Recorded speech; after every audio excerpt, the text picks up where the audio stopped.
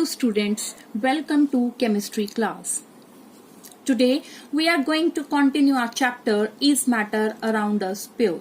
And the topics which we will cover today are number 1, what is a true solution? Number 2, what is a colloidal solution? Number 3, what is a suspension? Learning objectives. After the completion of the topic, students will be able to number 1, define the terms Tyndall effect, dispersed phase and dispersion medium, which all are related to colloids. Number 2, demonstrate the properties of true solution, colloid and suspension. Number 3, differentiate between true solution, sol and suspension. Students, firstly we will revise the term mixture. A substance which is made up of two or more than two particles, elements or compounds which combine physically in any ratio is known as mixture. For example, air, soil. In this class, we will classify the mixtures on the basis of their particle size. These are classified into true solution, colloid and suspension. We will discuss about these one by one in detail. Firstly, true solution. The examples of true solution are sugar solution, salt solution. Students, here I am having sugar. If I will mix it with water, it will become sugar solution. And salt on dissolving into the water will form salt solution. Next topic which we will cover today is properties of a true solution. Students, I am going to demonstrate the properties of true solution by taking the example of salt solution here. Now, in this glass, I am going to take water and it is taken as a solvent and salt as a solute. On stirring, it will become salt solution, which is an example of true solution. Now, its properties. Number 1, particle size. Particle size is very small. It is less than 1 nanometer. Nm stands for nanometer. And 1 nanometer is equal to 10 raised to the power minus 9 meter. Number 2, homogeneous mixture. Here you can see that its particles cannot be seen by naked eyes and components cannot be differentiated from each other. So it is a homogeneous mixture having same composition throughout. Number 3, its particles are not visible to naked eyes. Number 4, it is transparent. Number 5, its particles cannot be separated by filtration.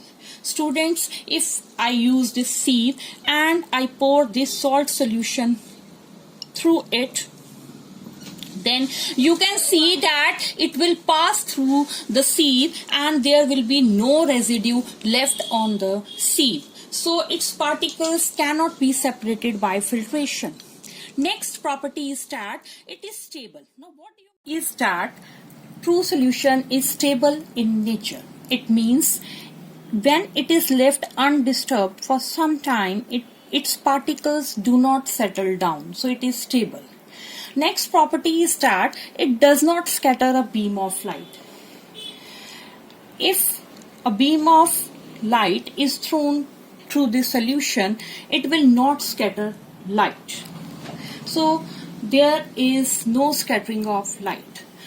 Coming to the next topic, what is a colloidal solution? The examples of the colloidal solution are milk, soap, ink, paint, blood, starch solution, etc. Here there is milk and here is soap solution, which are colloids. Next is components of a colloid. It has dispersed phase, which is solute-like component in case of colloid, and dispersion medium in which dispersed phase gets suspended. Next is common examples of colloids. Dispersed phase and dispersing medium may be solid, liquid or gas. If the dispersed phase is liquid and dispersing medium is gas, then the type of the colloid is aerosol and examples are fog, clouds, mist. Similarly, in this table, on the basis of the states, different types of colloids are given here. Like liquid in liquid. This is known as emulsion. Example is milk, face cream, etc. Now coming to the next property, which is a characteristic property of colloids and is known as Tyndall effect. Now what do you mean by Tyndall effect? It is the scattering of a beam of light by the colloidal particles so that path of light becomes visible. Students, I am going to demonstrate this property by taking the example of milk. Now here you can see the light is scattering. So this is known as Tyndall effect. Here in this slide, here Tyndall effect is shown. You can see the beam of light passing into the solution. I am also sending you the YouTube link of this property. Next is examples or applications of Tyndall effects. It is observed in canopy, where the mist particles act as colloids and scatter a beam of light. Here you can see it. Next is Tyndall effect in true solution or colloids. It is true solution, like sugar in water, salt in water. Here no scattering of light is taking place. But in case of colloids, light scatters. So it is showing Tyndall effect. This is characteristic property. So, properties of a colloid. Number 1, particle size is more than the size of the true solution particles. It is between 1 nanometer to 100 nanometer. I have already explained to you that the nanometer is equal to 1 nanometer is equal to 10 to the power minus 9 meter. It appears to be homogeneous, but actually it is heterogeneous mixture. Next, its particles are too small to be seen by naked eyes. It is translucent. Light passes through it partially. Number 5. It passes through the filter paper on filtration, but its components can be separated by special technique known as centrifugation, which we will deal in the next topics. Students, here if I take a sieve and pour milk solution through it, you can see there will be no residue left behind. Next property is that it is quite stable. Like true solution, its particles do not settle down. And the next I have already shown to you, it shows Tyndall effect. Students, now let's see the video explaining properties of a colloid. Properties of colloids. Colloids are heterogeneous mixture of two substances, one that has a second substance evenly diffused throughout it. In colloids, the dispersion medium and the dispersion phase can be a gas, liquid, or solid.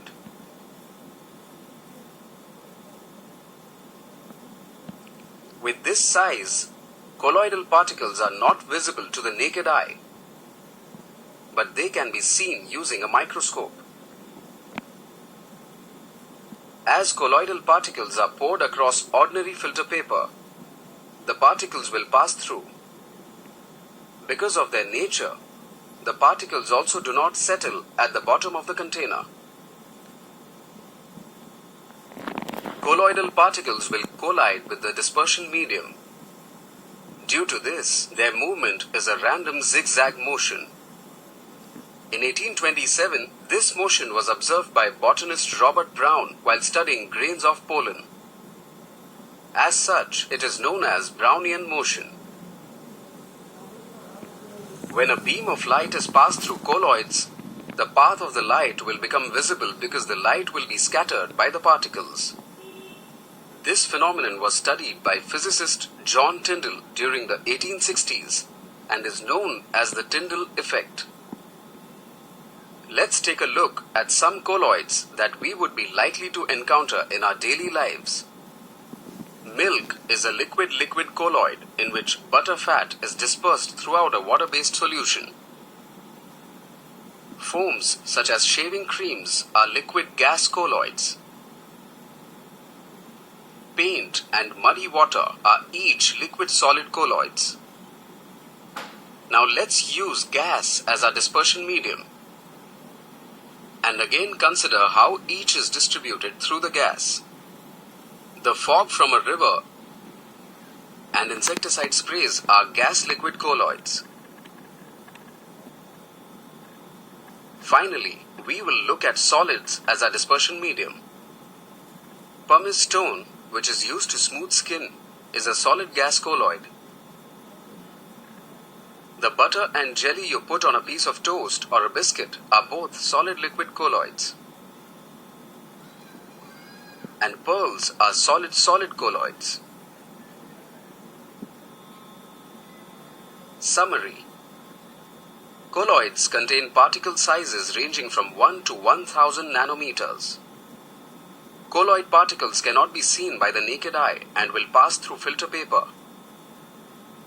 Colloids exhibit Brownian motion and the Tyndall effect. Next topic is what is a suspension. In suspension, particle size is more than 100 nanometer. Examples are chalk in water, soil in water. Properties of a suspension. Now I'm going to demonstrate its properties. This is soil and I'm going to take this in a glass, going to add water to it and going to shake it. First property. As I have already told you, its particle size is more than 100 nanometer. Number 2, it is a heterogeneous mixture. You can see here the soil particles are going to settle here and water is at the top. So its particles can be distinguished from each other. Number 3, its particles can be seen by naked eyes. Number 4, it is opaque. Number 5, when I will filter it with the help of a sieve, you will see that a residue will be left behind on the sieve. You can see here residue is present and its components can be separated by filtration. Next property is that particles settle down when left undisturbed. That is, it is unstable. Here you can see its particles are going to settle down. Number 7, it shows Tyndall effect. It also scatters light, but when the particles settle down, it does not scatter light anymore. Means it will not show then Tyndall effect. Examples we have discussed: soil in water, chalk in water. Now, Tyndall effect in solution or colloid or suspension. Here students, you can see that light is going to scatter in case of colloid and suspension, but not in case of true solution. Next is activity 2.2, which is given in your book, in which students have been divided into 4 groups A, B, C and D. Group A has few crystals of copper sulfate, which is blue in color, and group B has 1 spatula full of copper sulfate. Group C has chalk powder or wheat flour. Group D has few drops of milk or ink. In this activity, the different properties of the true solution, colloid and suspension have been discussed, and then it is concluded that group A and B have got a solution and group C has got a suspension, and group D, which is having milk or ink, has colloidal solution. Now students, we can tabulate the differences between true solution, colloid or sol and suspension. Particle size: less than 1 nanometer, between 1 nanometer to 100 nanometer, more than 100 nanometer. Homogeneous, heterogeneous, heterogeneous. Appearance: transparent, translucent, opaque. Particles cannot be seen by naked eyes, but its particles can be seen by naked eyes. No residue is obtained. Particles cannot be separated by filtration. A residue is obtained on the filter paper. It is stable, and suspension is unstable. True solutions do not show Tyndall effect, colloids show, and suspension also show. And the examples of the true solution, colloid and suspension have been given here. Now, I hope this topic is clear to you. Now students, assignment for you. You have to perform an activity That is to classify the following materials which are available at your home into true solution, colloid and suspension on the basis of transparency, stability and filtration. Materials are sugar, common salt, soil, wheat flour, soap solution, milk and water. Tabulate the differences between these in your notebooks. Also find some more examples other than given here. Thank you.